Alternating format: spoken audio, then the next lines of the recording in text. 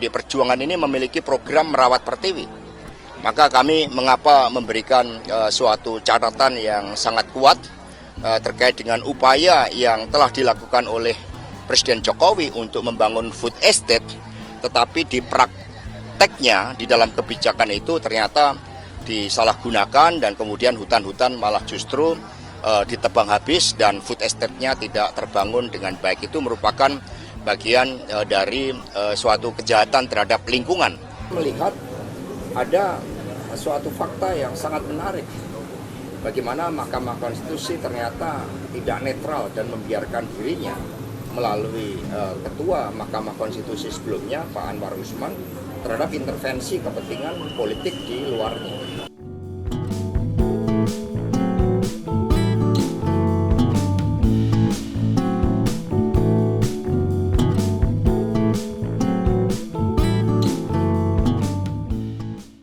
Anies Baswedan merespon Sekjen PDIP Hasto Kristianto yang menyebut sudah membangun komunikasi dengan pasangan Anies Baswedan dan Muhaimin Iskandar Amin terkait indikasi tekanan instrumen kekuasaan dan hukum jelang Pilpres 2024. Anies mengatakan tekanan yang dialami pihaknya tidak sebanding dengan tekanan masyarakat.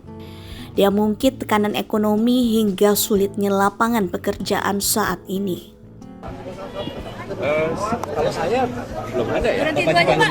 Nah, ini apapun tekanan yang kita alami, yang kita hadapi, belum apa-apa dibanding tekanan ekonomi yang dirasakan keluarga-keluarga. Belum apa-apa dibanding sulitnya anak-anak muda cari lapangan pekerjaan.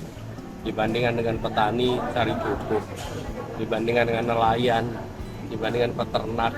Jadi seberat-beratnya tekanan itu tekanan rakyat jauh lebih besar. Dan kita berada di sini memperjuangkan itu semua agar menjadi ringan bagi rakyat. Supaya rakyat yang merasakan tekanan hidup yang sulit, lapangan pekerjaan yang sulit, jadi terbebaskan.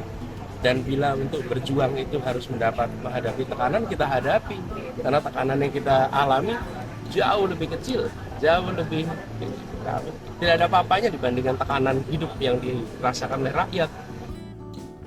Anies mengaku siap berjuang melawan tekanan yang ada menjelang Pilpres 2024.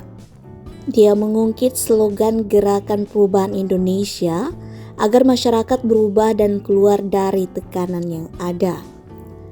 Sebelumnya, Sekjen PDIP Hasto Kristianto menyebut indikasi tekanan yang diterima PDIP dan Ganjar dengan Mahfud tak hanya dalam bentuk pencopotan baliho.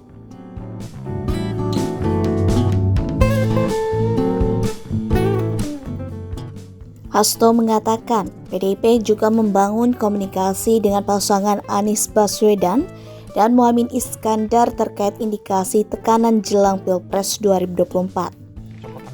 Oh ya, cukup banyak kan, juga ada kan, itu sama, kita menyepakati dengan Amin juga penggunaan suatu instrumen hukum, penggunaan instrumen kekuasaan. Dalam konteks ini kami juga membangun komunikasi dengan Amin karena merasakan hal yang sama, sehingga inilah yang kemudian kami luruskan supaya demokrasi berada pada koridornya, demokrasi berada pada rakyat yang mengambil keputusan, bukan pada elit, dan itu harus dibangun suatu narasi bagi masa depan.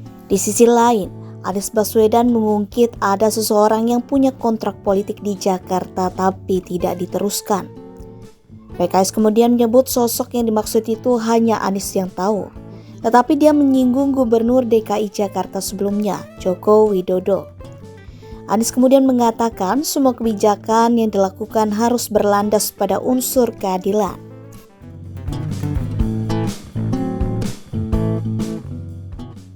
Dia mengatakan akan muncul pertanyaan tentang bagaimana kebijakan yang dilakukan memenuhi unsur keadilan.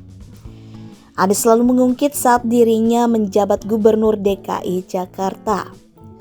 Anies mengklaim pihaknya sudah menuntaskan semua janji politik di Jakarta yang totalnya yakni 23 janji.